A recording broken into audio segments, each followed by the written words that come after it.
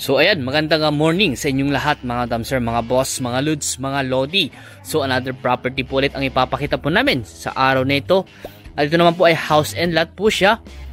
Fully fenced itong property na ito. At ang sukat po ng property na ito, itong house and lot ito ay 425 square meter. At ito po ay nakaalong Barangay Road. Sementado po siya. At ang frontage po siguro nasa mga 20 meters more or less po. Ang estimate po naming frontage po niya. So fully fenced po itong property na ito. At ito po ay nakanawasan na rin po. So may nawasa po siya. Ayan. At maganda dito ay malapit lang po ito sa Provincial Road. Mga siguro nasa mga kulang-kulang 1 kilometro po ang layo po niya sa Provincial Road.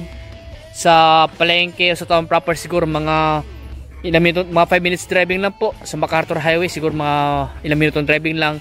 And then sa T-Plex exit sa may Anao, Tarlac, Anao Moncada exit siguro na sa mga 10 to 15 minutes driving po. Ayan. So hanggang doon po sa poste po na yan, sa nawan ng pader po na yan.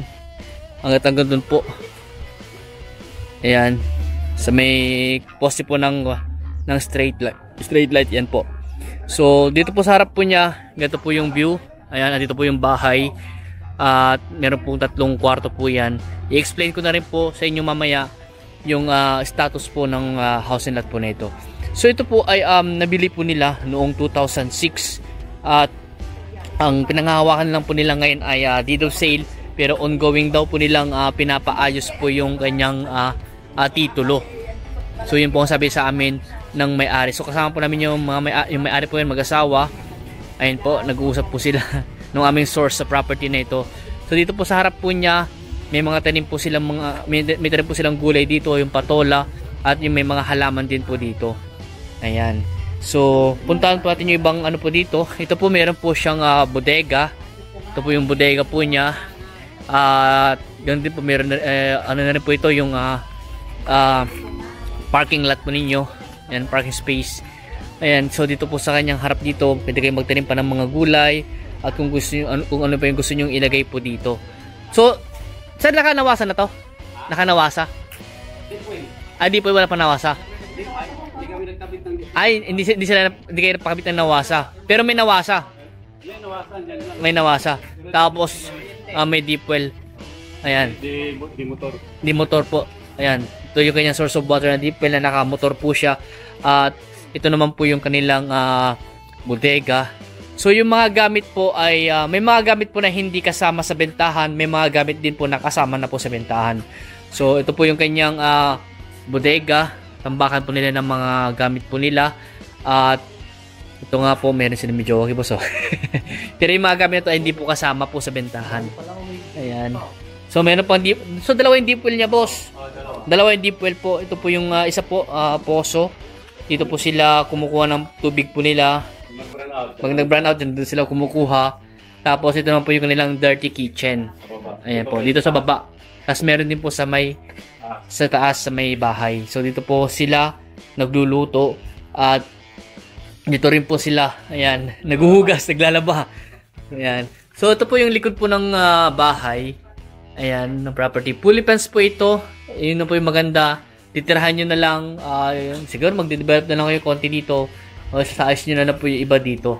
So, ang presyo po ng property po nito na sinabi po sa amin ng source po namin ay 5 million daw po. At negotiable pa naman daw po yung presyo ng property nito.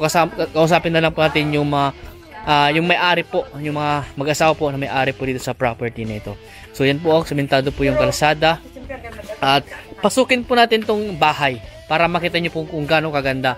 So ito po, may spandrel na, nakabubida. At yung mga tiles po ng ano niya, ng poste ay maganda po. So ayan, yung dalawang aircon daw po ay kasama na sa bentahan ng Nay. Dalawang aircon kasama na sa bentahan. Tapos yung isang kama kasama na sa bentahan. So yung the rest po ay hindi po kasama sa bentahan, yung the rest na ibang ano po, ibang gamit. So ito po meron, ito po ay naka-sliding window na naka-grills na rin po. At ito po. Nay, okay lang, pasukin ko lang, Nay. Okay. I-send ko lang po yung ilaw. Ay. Sira yata yung iba. So, dito yung breaker po nila. Ayan po yung breaker. Ayan po. Tapos, ang ganda ng ano po nila, oh. Ng bubida. Baka mayroon pa ito. Yung cube light. Mayroon yan. Hindi lang nilagyan. Yun ang mayroon cube light. Cube light. Di nalagyan. Hindi nilagyan. Apo. So, ganda ng ano, ilaw nila. Tapos, ito may cube light. Yung TV, hindi kasama. Itong mga to, hindi po kasama sa bentahan yan. Cube light mayroon. Ito may cube light nga po siya. So, ito po yung unang kwarto. Ito po yung master bedroom po ba? Ito po yung master bedroom. Ayan, tuturo po ni nanay. Ayan po, ito yung master bedroom po na may CR na rin po. Ayan. May aircon na, naka slim type. Ayan. Split type. Ayan po.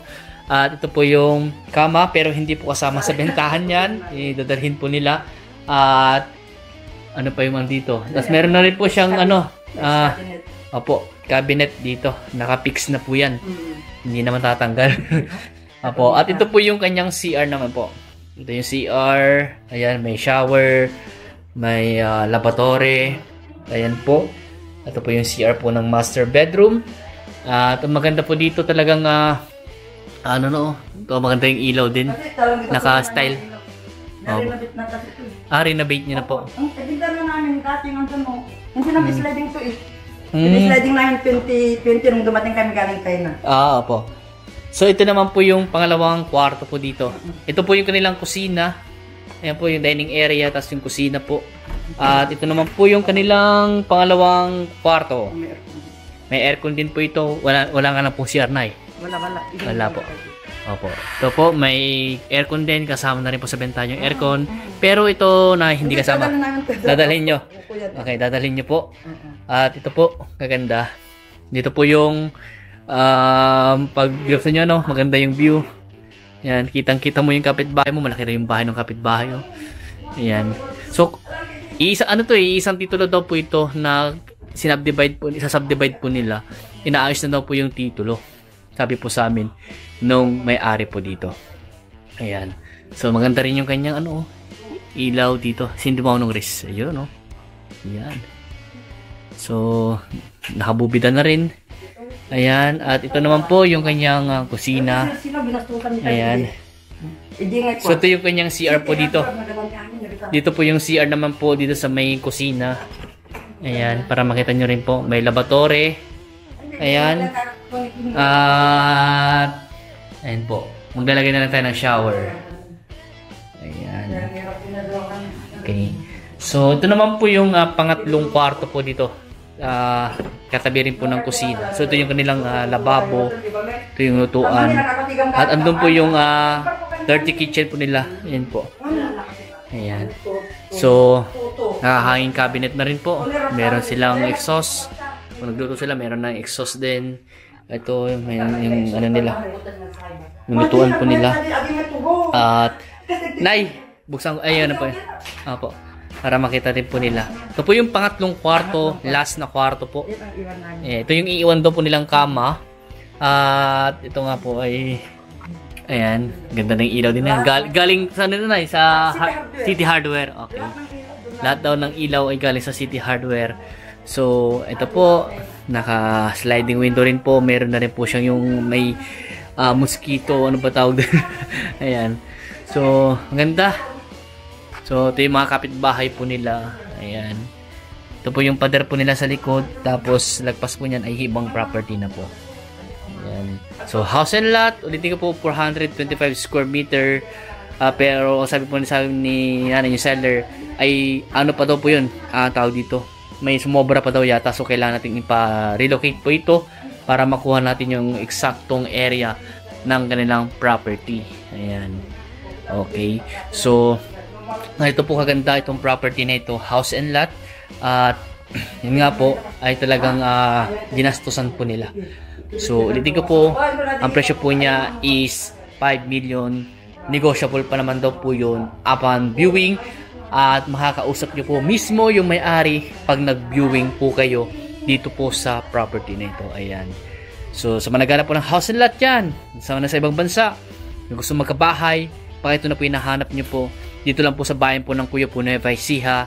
At ang maganda po dito ay along cemented road. Sementado po ang kalsadang dadaan natin hanggang sa palengke, hanggang sa T-Plex. Wala po na dadaan ng rough road.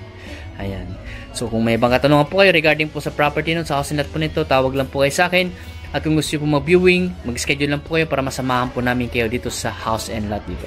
So ayan po. So please follow and subscribe para sa ibang mga property po na iba-vlog po namin. So maraming salamat po and God bless.